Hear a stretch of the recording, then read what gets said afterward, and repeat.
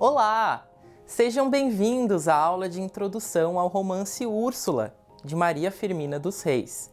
Eu sou o Alexandre Ferreira Martins, professor e pesquisador em português como língua adicional e participo deste projeto na condição de professor leitor da Universidade Hanguk de Estudos Estrangeiros, com apoio da Embaixada do Brasil em Seul e do Ministério das Relações Exteriores. Essa aula vai ser dada em colaboração com outra colega.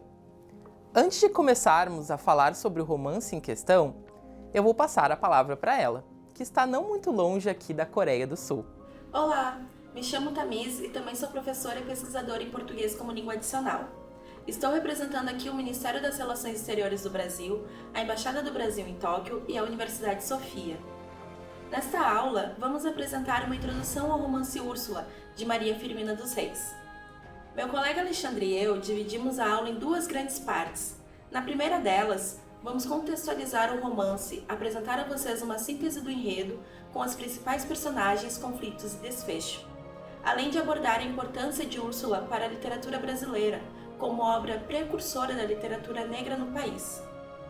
Na segunda parte, vamos retomar as temáticas centrais do romantismo no Brasil, período do qual faz parte o romance de Maria Firmina dos Reis. Por fim, vamos analisar o segundo capítulo da obra da autora, buscando mostrar como as temáticas do romantismo brasileiro aparecem nos trechos que selecionamos. Esperamos que vocês tenham uma boa experiência com esta aula e se interessem pela leitura integral do romance Úrsula e de outras obras da literatura negra brasileira. O romance Úrsula, de Maria Firmina dos Reis, foi publicado em 1859. É muito importante destacar que a obra veio a público num período posterior à proclamação da independência do Brasil, ocorrida em 1822, e anterior à abolição da escravatura, que aconteceu em 1888, com a assinatura da Lei Áurea. À primeira vista, o romance Úrsula conta a história de amor entre dois jovens, o corajoso Tancredo e a pura Úrsula. Tancredo havia passado por um evento trágico. Seu pai tinha se casado com a jovem Adelaide, o primeiro amor do seu próprio filho. Bem trágico, né? É a partir daí que temos o início da primeira cena do romance. Em meio a uma linguagem rebuscada da paisagem, vemos Tancredo cavalgando sem destino, fugindo da traição do seu pai e da mulher que ele amava. Tancredo, ainda no primeiro capítulo do romance, está quase morrendo na estrada quando é socorrido por Túlio, um jovem escravizado que andava por aquele lugar.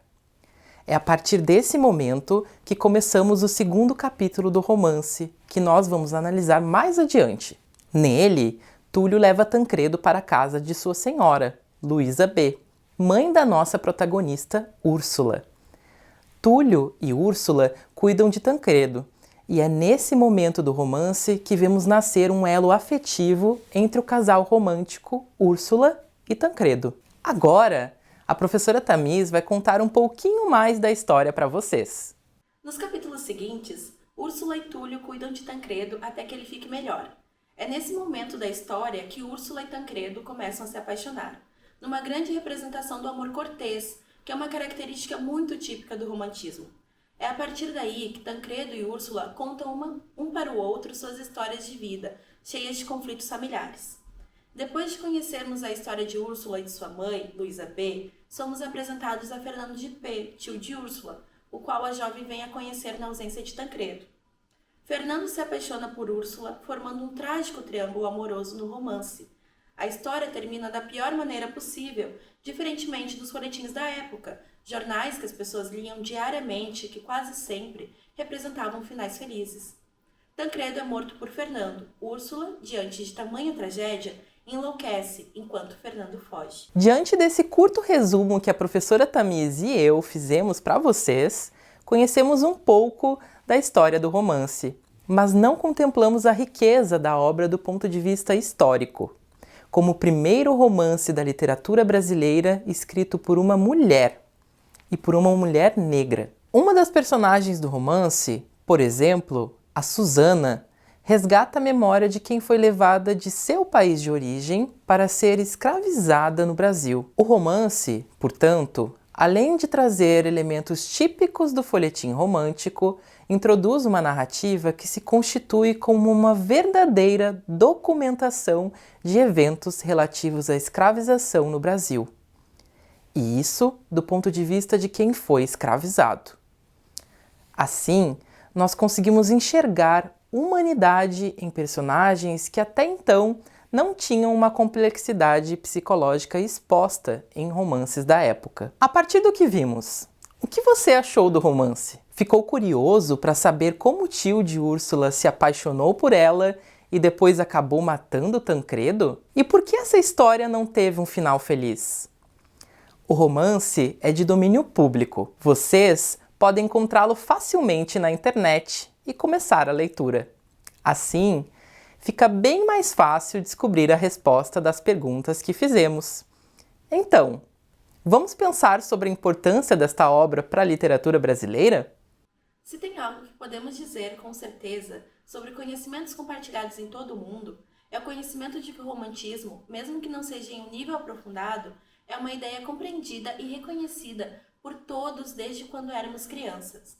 Na literatura, o romantismo pode surgir, inicialmente, em nosso imaginário, por meio das imagens de um amor impossível, de uma jovem que precisa ser salva, por batalhas e guerras, dentre tantos outros exemplos que poderiam ser ditos aqui e que fariam com que lembrássemos de todos os filmes que já assistimos, das séries que acompanhamos, das músicas que escutamos e dos livros que lemos.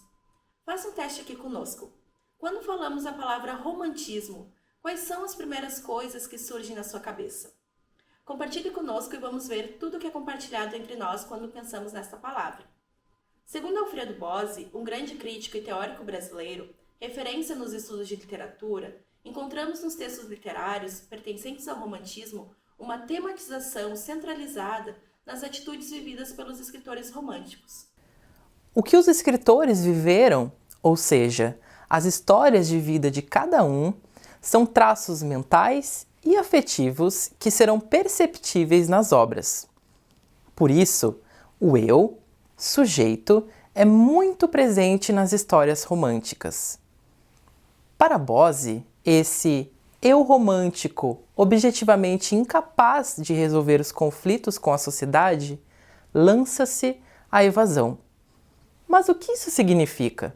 Que aquele ou aquela que está no meio de uma grande história de amor, amor este que pode ou não ser correspondido, não consegue resolver os problemas que existem em sua vida, na sua família, no seu meio social e acaba fugindo dessa situação. E essa fuga pode ser, literalmente, fugir de um espaço físico para outro. Ou então, pode ser até mesmo a morte. Aqui, temos uma realidade de natureza romântica expressiva. Um exemplo que Bozzi nos dá sobre essa expressividade do sujeito na obra romântica é a presença de momentos em que se prefere noite ao dia, escuridão à claridade. Isso porque seria na escuridão que as forças inconscientes da alma surgiriam com mais intensidade, como o sonho e a imaginação. Desse modo, além da tematização, o nível estético é outro fator que Bozzi destaca como sendo importante de ser observado no romantismo. Vale aqui relembrar uma ideia de Bozzi, na qual ele explica que a poesia, o romance e o teatro passam a existir no momento em que as ideias e os sentimentos de um grupo viram obras. Ou seja, quando tomam a forma de composições, arranjos intencionais de signos e estruturas. Úrsula é um livro que chamamos de obra literária por também reconhecermos o nível estético presente neste romance, como nível de locução, de figuras de estilo, de sintaxe e de prosódia, responsáveis pelo que vamos chamar de texto literário. E isso vocês vão encontrar ao longo de toda a leitura desse livro, tão importante para a literatura brasileira. Agora, vamos começar a analisar um pouco o romance Úrsula, mais particularmente o capítulo 2, que tem como título O Delírio. No primeiro momento, vamos contextualizar o capítulo apresentando o seu resumo e as principais personagens que aparecem nele. Ao mesmo tempo, vamos explicar o título do capítulo. Após isso, vamos explorar aspectos relacionados à linguagem do romance, mostrando a sua importância estética como obra romântica. Para isso, vamos apresentar trechos que exemplificam essa questão. Em seguida, nós decidimos explicar algumas temáticas do período do romantismo na obra Úrsula, como a idealização do amor e da mulher e a descrição dos ambientes e das paisagens. Por fim, vamos destacar a temática abolicionista presente no romance, que está também contida no capítulo em questão, através do tratamento distanciado de hierarquias sociais dado pela autora às personagens de Túlio, Úrsula e Tancredo. Esse aspecto é o que diferencia a obra de Maria Firmina de outras do mesmo período literário. O capítulo 2 começa logo depois de Tancredo ser resgatado por Túlio. Nele, o delírio é produto do estado de saúde do rapaz. Quando Tancredo já estava na casa de Luísa B., mãe da protagonista Úrsula, Túlio e a jovem passam a cuidar dele. Neste capítulo, Tancredo delira por conta de sua condição física e também pela imagem de Úrsula, que faz com que ele se lembre de Adelaide. Como contamos anteriormente, Tancredo tinha se apaixonado por Adelaide, mulher que ele amava e que se casou com seu pai. Nesse sentido, o delírio do jovem está diretamente ligado ao trauma do amor não correspondido, mas nos aponta também para uma reconexão dele com o amor. Úrsula passa a representar o cuidado e o afeto femininos, dos quais Tancredo estava tentando se distanciar. Desse modo, o título do capítulo se refere ao estado do protagonista. Esse delírio de Tancredo representa também a transição entre um passado que é revivido por causa de sua condição de saúde e uma fase de superação do trauma que ele teve após o casamento da mulher que ele amava. Isso porque a chegada na casa de Luísa B. estabelece o início do vínculo afetivo do rapaz com a jovem Úrsula. Alfredo Bozzi já destacava que a tematização e o nível estético são características muito presentes em obras do romantismo. Isso pode ser verificado logo no título do capítulo 2 do romance Úrsula, onde já conhecemos o contexto em que aconteceu aquela parte da história, muito importante para o estabelecimento da relação amorosa das protagonistas. O delírio de Tancredo e a sua oscilação entre o real e o seu inconsciente demonstram relações entre o que está na superfície e o que está oculto, como a relação entre a escuridão e a claridade. Essa dualidade evidencia o momento no qual as forças inconscientes da alma surgiriam com mais intensidade. Além disso, o próprio cenário que abre o capítulo apresenta uma ideia de penumbra, como no trecho a seguir. À noite, há muito que tinha desdobrado sobre a terra seu pesado manto de escuridão, animando, distarte, o profundo silêncio dos bosques. Seguindo para o próximo parágrafo do texto, vamos completando em nossa cabeça a imagem do cenário que é descrito.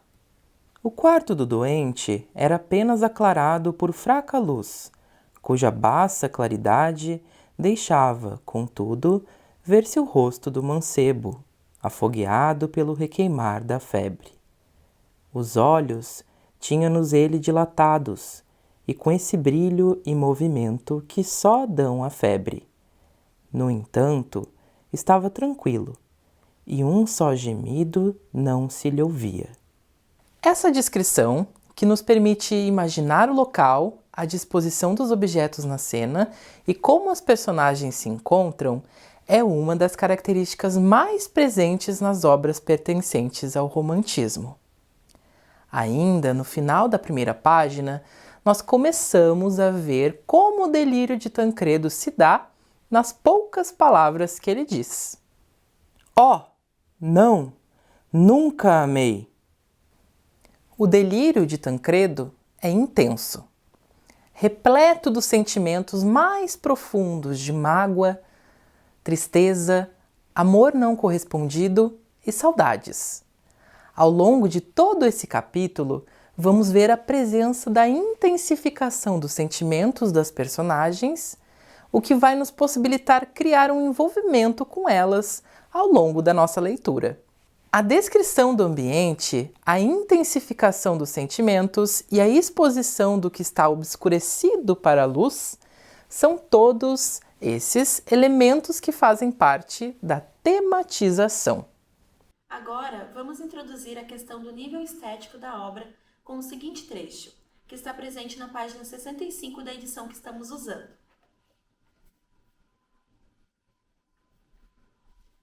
Não vedes, prosseguiu fitando Úrsula, como é belo amar-se, como se nos expande o coração, como nos transborda a alma de felicidade. Nesse trecho, conseguimos verificar 1. A valorização do amor, que é a característica mais típica do romantismo. Úrsula acredita que jamais amaria, mas mesmo assim, ela diz a Tancredo que é belo amar, que o amor expande o coração de quem o sente, que a pessoa fica tão feliz que a sua alma transborda. 2. A linguagem poética, que normalmente é utilizada em obras românticas, a riqueza e a escolha de palavras, bem como a utilização de figuras de linguagem, como em expande o coração e transborda a alma de felicidade. Nós sabemos que nosso coração não aumenta de tamanho por sentir amor, cientificamente falando, mas na linguagem romântica se fala assim para que seja compreendido que o amor é um sentimento muito grande, assim como a felicidade, que chega a transbordar. Não cabe em apenas uma alma, um ser humano. Esses exemplos de figuras de linguagem são o que chamamos de metáfora, que é quando fazemos uma comparação entre dois elementos para expormos alguma ideia ou explicarmos uma situação. Vamos dar uma olhada em outros exemplos de figuras de linguagem presentes neste capítulo em outros trechos que selecionamos. Violenta, terrível, espantosa tinha sido a crise, e Túlio velava a cabeceira do enfermo. À noite, há muito que tinha desdobrado sobre a terra seu pesado manto de escuridão, animando destarte o profundo silêncio dos bosques, apenas interrompido pelo roçar do vento nos longínquos palmares, ou pelo gemido triste de sentido noitibó, ou os agoreiros pios do Acauã.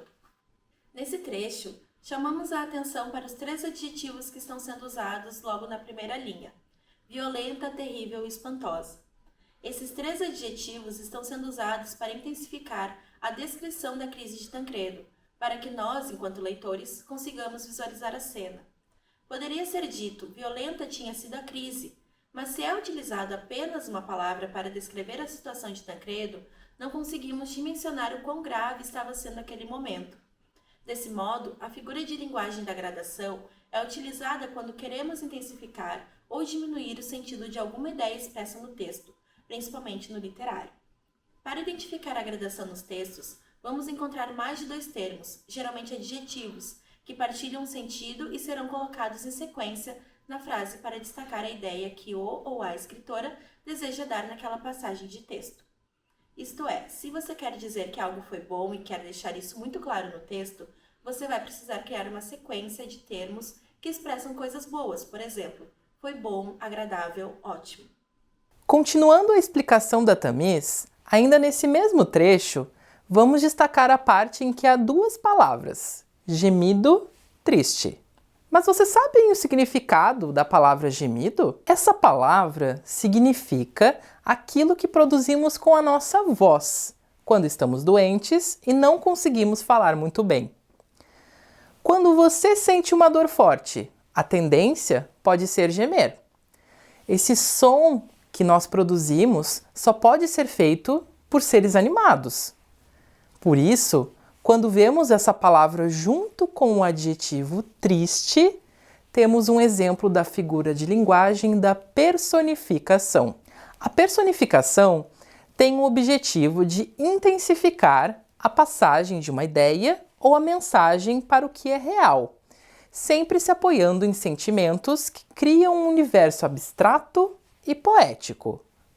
Por isso, essa figura de linguagem é muito utilizada no texto literário e também é o que faz esse mesmo texto ser considerado poético. E, já na próxima página do capítulo, temos o seguinte trecho. Úrsula chegou-se ao leito do enfermo e, com timidez, que a paixão quase destruía, tocou-lhe as mãos. As suas gelaram de desalento e de comoção. porque sentiu as do doente ardentes, como a lava de um vulcão. Aqui, com o exemplo as mãos ardentes como a lava de um vulcão, encontramos novamente a figura de linguagem da metáfora. A metáfora é a figura de linguagem que realiza a comparação entre o sentido de uma palavra com o significado de outra. Por isso, falar de mãos ardentes como a lava de um vulcão significa dizer que as mãos estavam muito quentes, mais quentes do que o normal.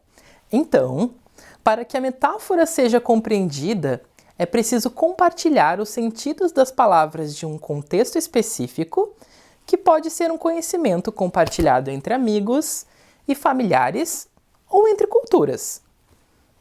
Por essa razão, quanto mais aprendemos sobre uma cultura, por meio da aula de língua portuguesa, mais poderemos entender as metáforas existentes naquela língua e naquele contexto literário. Legal, né? E agora, vamos ver uma parte que expressa fortemente as emoções no seguinte trecho. Eu te vi, mulher infame e desdenhosa, fria e impassível como a estátua, inexorável como o inferno. Assassina! Oh, eu te amaldiçoo, e ao primeiro dia do meu amor. Minha mãe, minha pobre mãe! E entrou a soluçar desesperadamente. Em todo esse trecho, encontramos a figura de linguagem da hipérbole. Quando usamos essa figura de linguagem, queremos, intencionalmente, apresentar um exagero por meio de palavras e expressões da língua para contar ou escrever algo. O exagero é marcado em todo esse trecho do delírio de Tancredo. Além disso, vamos observar um último trecho? Essa mulher figurava-se-lhe bela como um anjo, sedutora como uma fada, maligna como um demônio, e entretanto amada, muito amada. E o seu nome lhe queimava o coração, como se lá estivesse escrito com letras de fogo. Encontramos aqui outra característica do romantismo, a idealização da mulher. Ao falar de Adelaide, que era uma mulher bela como um anjo, encontramos uma ideia muito presente nas obras do romantismo.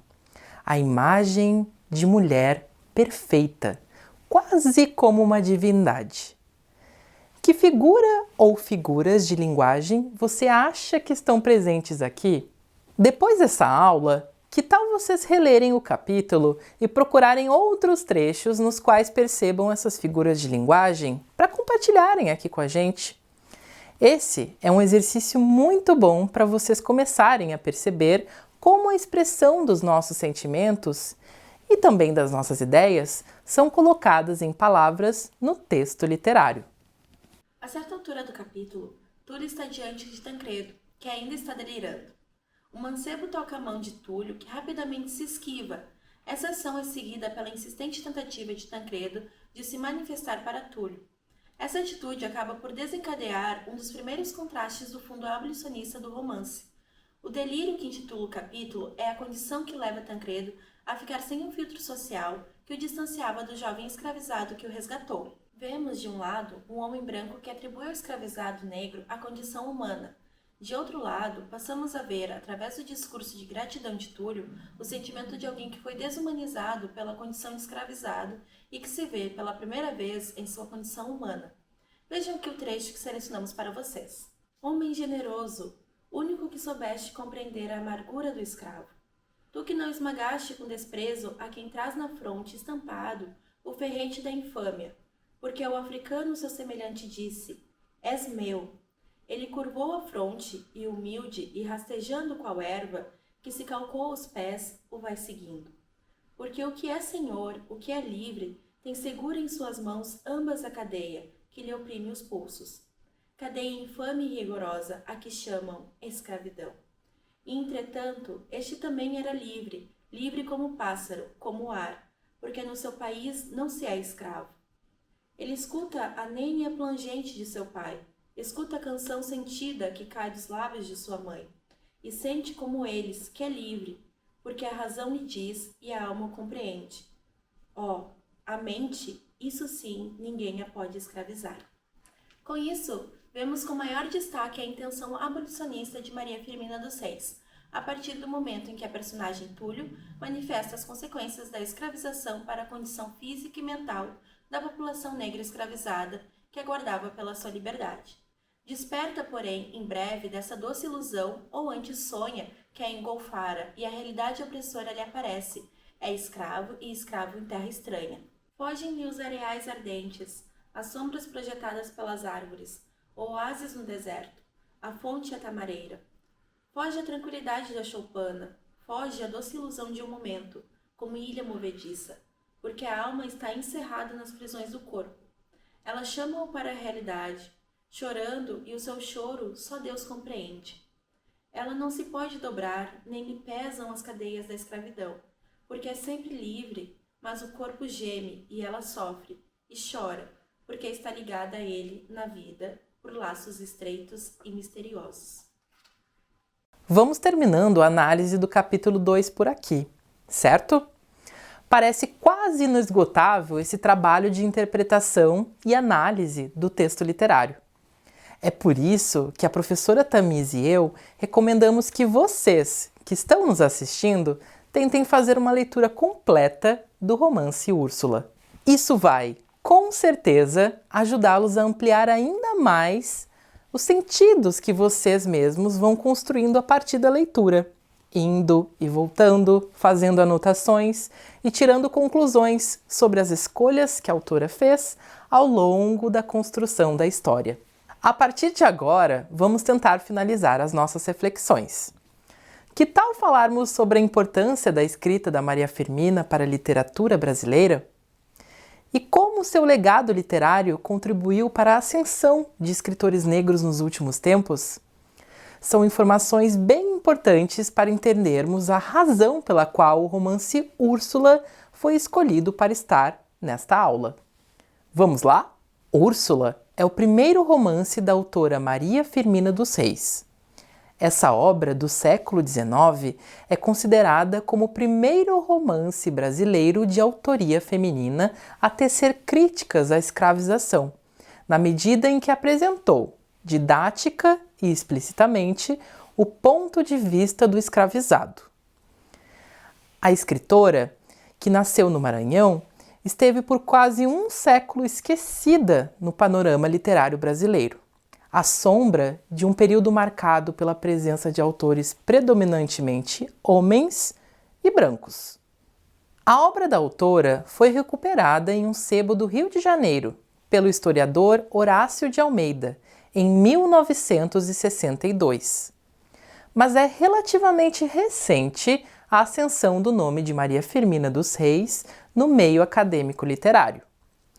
Em anos mais recentes, o romance Úrsula foi leitura obrigatória para o ingresso em diferentes universidades brasileiras, tais como a Universidade Federal do Piauí, a Universidade Federal do Rio de Janeiro, a Universidade Federal do Rio Grande do Sul e muitas outras.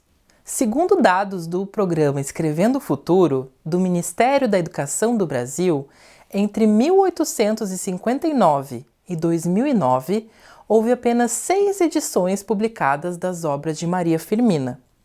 Essa realidade mudou significativamente com o interesse do mercado editorial pela obra da autora. Entre 2017 e 2020, foram 16 novas edições publicadas. Fantástico como as coisas mudam, né?